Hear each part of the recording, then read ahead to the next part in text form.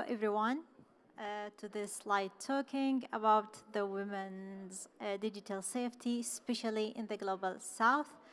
Welcome, and first I want to introduce myself. My name is Safa, I'm from Jordan, Middle East, and I work as a digital safety trainer for activists, human rights defenders, especially in the MENA region and Africa, Global South. First, when I my idea to come to the IGF that because from my work respective point, because we are working in the Middle East and we are working on the Global South, which we have a lot of wars, unfortunately, and a lot of conflicts. And as a woman, and a girl in the Global South, we are suffering a lot of the online violence, harassment, blackmail, whatever, hate speech, because we are working like for women, we are working on the human rights, or the women also, they working on the journalists, especially in the hot and the wars like spot. So I wanted to talk about some points in this session, and I would like from the people they are so like to share also their experience if they have. First thing that we will talk about the collaboration, the cross-border in the Global South and the rest of the world. Why this matter? Because in the Global South, the risk and the threat of even the digital threat or the physical digital threat, because they are women, they are traveling, they are like moving from like a war or a conflict country to another country, and they are facing a lot of risk. And they do not have that support, much support, especially in the digital, because we do not have that support. For example, if I as a journalist or a human rights defender or a woman, and I face a harassment or a hate speech or a digital like a threat, I don't know where to go. Who can help me? Who can support me? So this is like we need the collaboration. Why this is very, very important issues and matters. Okay, so what is the key points to get from this session or from these conferences? How we can open channels between the governments, between the tech company and the NGOs, because this collaboration is like the secret point to make like a system to support women in the Global South. Let's take like the Sudan case. I trained a lot of Sudanese women. They are, because the war in the Sudan, they are moved from Sudan to Kenya or Uganda. And when I train them on the like a digital security safety, even the basic things is hard for them, because like the language barrier for them, because most of the resources are in English or in another language. And as you know, Sudan, they have a lot of language inside it. They talk some Arabic, English, Nubis, and they do not have like the much knowledge how to access the resources. So this is a weak point. We can work on it, like to make a platforms, especially from the big tech company, supporting the local languages for the women in the Global South, because they have a languages barrier. They do not know how, for example, to report a harassment on the platform. They do not know. They do not know that they are, for example, a guides or something. Let me give you an example. Most of the women I trained them, they do not have how like to active, for example, the 2FA. It's a basic thing. Or to like to establish or setting up a strong password. Or when they have like a links in their WhatsApp, in their other social media, they just click connect without know who is the sender, who it's safe to click links or not. So they facing a lot of issues, and they facing a lot of phishing and hacking in their forms. And especially in the global south and like a traditional community, it's not easy to facing something like this. For example, if someone take my like private photos or videos, maybe something it's lead to killing this women in the global south, unfortunately. So it's a life matter. It's not like, for example, in the other countries. So another case in a MENA region, as a study of the UN women, that 60% of the women in a MENA region facing online violence, and this is a high rate. Another example, 80% women in Lebanon facing a violence online, even harassment, even blackmail, even hate speech. Especially women, they are working in a critical roles in politics. They are facing the hate speech. Who look, they want to voting for her and something like a lot of things. Let me take, so this is the issue, and this is why it's matter. So what we can do? We can do like searching for solutions depending on 3 levels. On the government levels, they build like a suitable local laws in each country that help women to take their rights or to know what they have to do if they have issues, have a risk, where I have to go, who can help me. Even the psychologists thinks on the women when they are facing, they are afraid to speak about these issues because in the community that if you speak about some like for example, if you facing sexual online like threat, if you speak there you have a question marks and the community look at you. So this is like also one of the points. We miss this supporting. Also the tech company, they do not have like the supporting like steps or guides in the local languages, especially in the global south. So we need like to establish these like a regional hub that connecting the governments, the tech hub, and the NGO.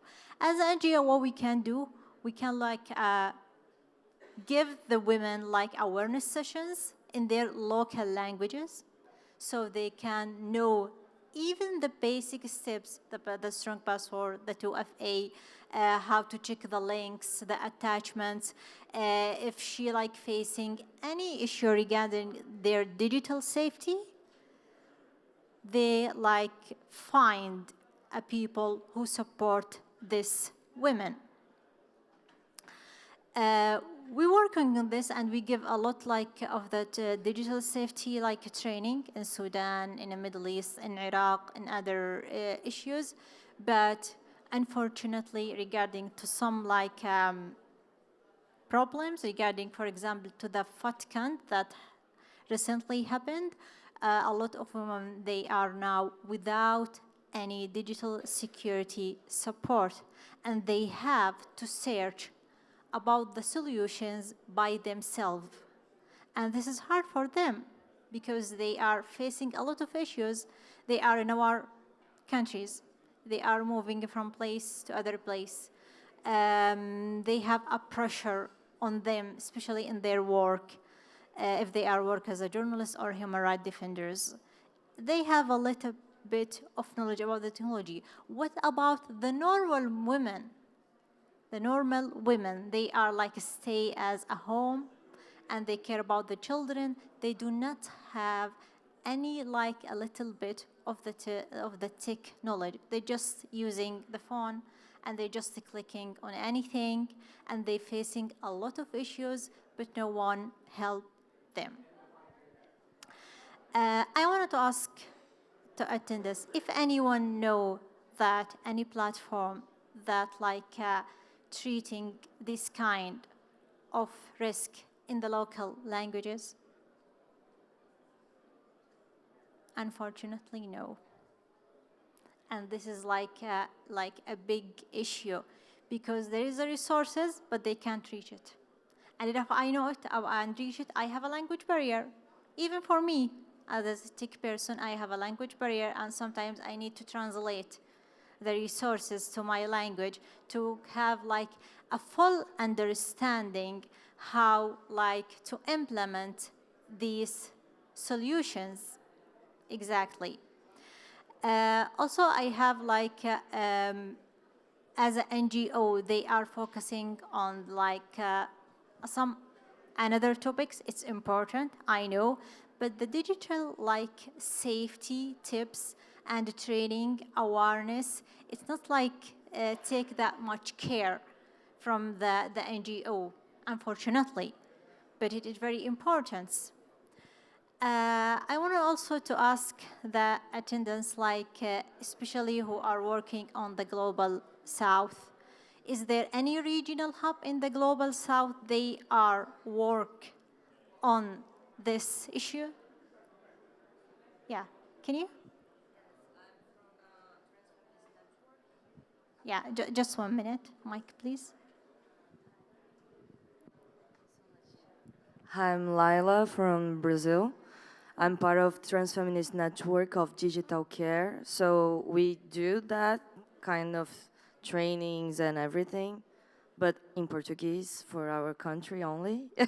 Yes. So it's a local thing for a huge country, but that's it. Yeah, this is the most important point, because she said, I work in only my country. What about the other countries within the Global South? What about the Africa, North and South? And they have like a different issues, different traditionals, even a lot of languages and dialects, even in the same country. So we need like a solutions. We can like, for example, like innovation to create a regional hub for all the Global South, or even for the countries that have a little bit of common like languages or traditionals, and make them like this to like open channel between the governments to make like a suitable laws for the human rights, like the women, especially the women digital safety rights. Also, as a tech company, we encourage them like to establish like a supporting the local languages in their platform, so they can help women and normal women with their languages how to know to deal with these issues. In the NGO, we encourage them to make like more like efforts on these countries, especially the countries that like facing wars like Sudan, Gaza, Lebanon. Unfortunately, in the Middle East, we have a lot of issues. Unfortunately, that's sad things. So we need more efforts, that especially in the digital safety, and we especially in the MENA region, we are facing a lot of hate speech against the women who are working, especially in the political things, because you are women, why you talk in the politics and blah, blah, blah, and these issues. I will open the questions or example or any feedback, because I wanted to like to hear from you. That I'm happy. Yeah, please.